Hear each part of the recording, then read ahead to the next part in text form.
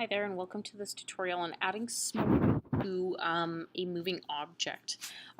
Here I have the finished cannonball tutorial that you can go through the cannonball PowerPoint. That's what I kind of used to create this. You don't need this whole tutorial, but you will need to have some sort of object that uses probably either move or set location to travel across the screen. Okay. What I'm going to do here is, to start off, I'm going to create a new subclass of actor, and I'm going to call it smoke. As you can see, I've also added a smoke PNG to my my scenario's image file. You can use either something like this image from either the shared folder, or you can use it from you can find a transparent image online, one that looks kind of smoky, one that is a transparent PNG, and then you can add that to your class and try it out. This isn't the only image you could possibly use as smoke. I'm sure there's even better. So what we're going to do is we're going to hit OK, and we'll compile that. Perfect. Now, as you guys can see, when I run and I hit spacebar, I've got a ball that travels across the screen. Okay, and so what's going to happen is the smoke is going to go behind that ball. So I'm going to press pause, and what we're going to do is we're going to actually show how we can add the smoke objects to the scenario, and we're going to do this from the ball class because, of course, the ball is what's leaving smoke behind. Okay, so as the ball is moving, that's when we're going to want to add smoke to it. Okay, so once we've moved the ball, we're going to want to add smoke. So we'll call an add smoke method. Okay, and we'll create this down here. So public void add smoke. So every time it goes through the act method, it's going to leave a puff of smoke behind. And we simply just need to add this to the world. So what we can do is we have to get the current world that we're in to add something to it. And dot add object. Okay, and we're going to add a new smoke object. Okay, so what's happening here is I'm getting the current world we're in, and I'm saying to this current world, that'll return to this spot, and I'm saying add object. Okay, and add a new smoke object. Now we're going to add this where the ball currently is. Okay, that's what kind of makes the most sense, is to add the smoke where the ball is. So in order to get the location of our ball, we need to get both its x and y axes. Add object is a method that takes 3 different parameters. If we want to check in the actor class, we can double click and see down here. Oh, not actor, my bad. Oh yeah, actor, that's what we need. So we can get the x and y, but of course, like I said, in order to get the add object method, we have to get it from the world. So we've got to add the object that we want to add to the world. We've got to get the x and the y of the ball that we want to add it, where we want to add that object to in the world. Okay, so again, sorry if that was very unclear. One more time, if we look back at this, okay, first thing we're doing is getting the world. Okay, so it's going to return cannon world to us. And then we are going to add an object to that world. And for that, we need a method from the world class, as we can see here. And that method is going to be add object. And add object takes 1, 2, 3 parameters. First parameter is the object we want to add. Second parameter is the place on the x-axis we want to add it. And the third parameter is the place on the y-axis that we want to add it. Okay, now you guys can not see any more of my crazy amount of tabs. We're going to head down here, and so new smoke x, and then we can get the x location that this ball is currently at and get the y location that this ball is currently at. Okay, so that was a review for you guys of that adding objects to the world. This can be used for many different ways, so make sure you understand that. So, adding smoke. We've got it, we're calling it in the act method.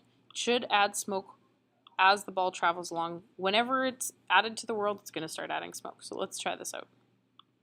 and hit space. Uh-oh, what happened here? Actor not in world. Interesting.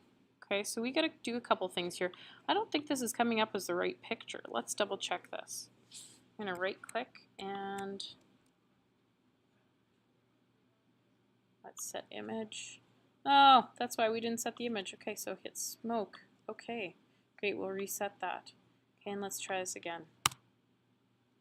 Okay. So there's a few things wrong with that so far. Okay, right now it's trying to add smoke and the ball's not even in the world. So let's fix that first. Okay, so let's head over to the ball class. And you'll see that the reason we're getting this sort of error, and this happens to a lot of people, is it tries to move the ball in the direction it's moving. It removes the ball if it's hit the edge, and then it goes and tries to add smoke. The issue with that is that we've removed something from the world. We can't add an object from something that doesn't exist anymore. So let's head over here. We're going to just replace the order.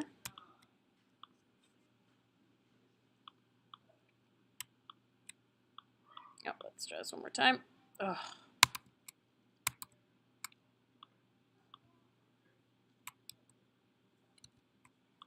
There we go. Paste. Okay, let's try this one more time. So we'll compile. And we'll hit run. Awesome, no errors, great. Okay, the next thing we're going to do is we're going to change the paint order of this because we want our smoke to come out behind our ball. Okay, so we're going to go to Cannon World and we are going to set our paint order in our constructor here. So there's this fancy little method called set paint order. We can say which class we want to show up on the screen first, and then second, and then last.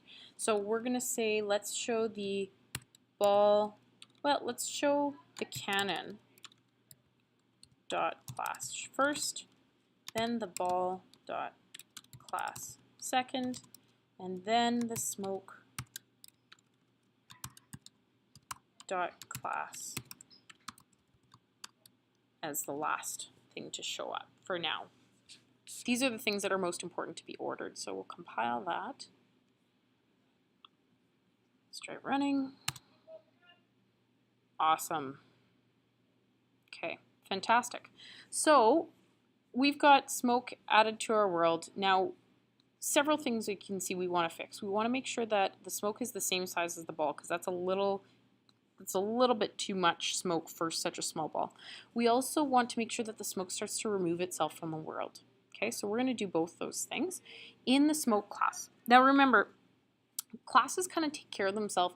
So if the smoke, something about the smoke needs to be changed, we're going to have to do that in the smoke class.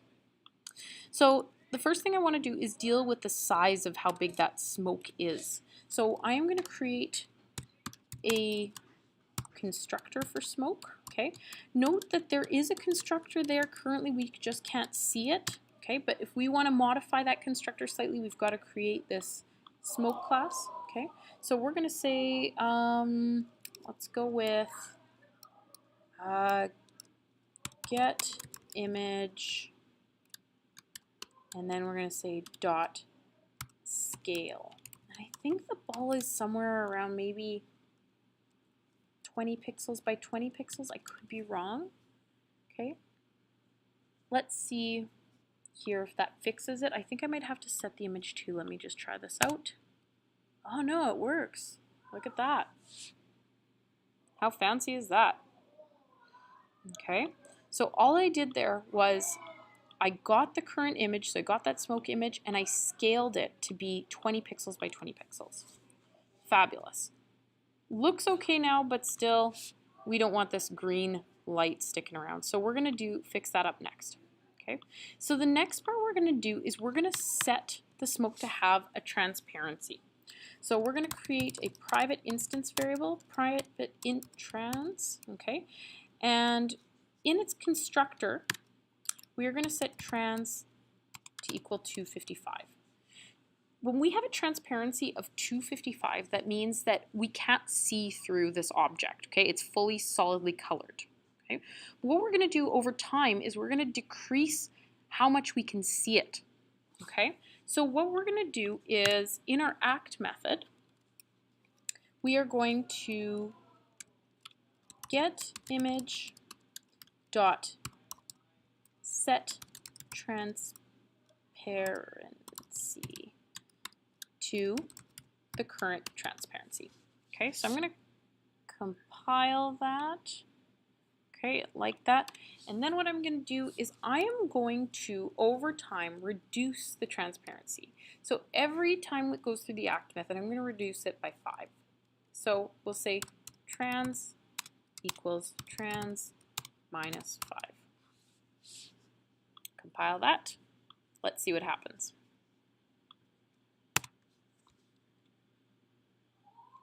Okay, so we're getting the effect that we want, but we had a terminal window come up, and it says the transparency value, let me make that bigger for you, the transparency value has to be in the range of 0 to 255. It became minus 5. No good. Okay, we can fix that though. Let's head on over to smoke again. Okay, we're going to just create a condition that if trans is greater than, less than, or equal to 0. Okay, so if we suddenly end up with a value that's less than or equal to 0, we're going to just get rid of this smoke altogether. So we can just say get world with brackets, of course, dot remove object, and we're going to remove this particular object from the world. Compile. Okay, so we get the image, we set it to the current transparency, we change the transparency, we make sure that that transparency is still above 0, and if not, we remove it, okay? But if it is above 0, okay, we're just going to go to the beginning of this method again, and we're going to do the same thing over and over again. So if we start off at 255, okay, our transparency will then be 250 the second time around, and then 245, and then 240, etc., etc., etc. It keeps going, okay? And it's going to keep reducing all the way until this is true, and then it's going to just remove the object. So let's compile, and I'm going to run. And now we have a ball that looks like it's moving across the screen with a bunch of smoke behind it, which is pretty cool. If we think that that smoke's hanging around too long, we can change that. We'll just reduce the transparency. Okay, so we're reducing it quicker. Compile. Let's see what happens. Now we have a shorter tail on it. So this concludes the tutorial to add smoke to objects and change objects' transparency over time. I hope this helped you out.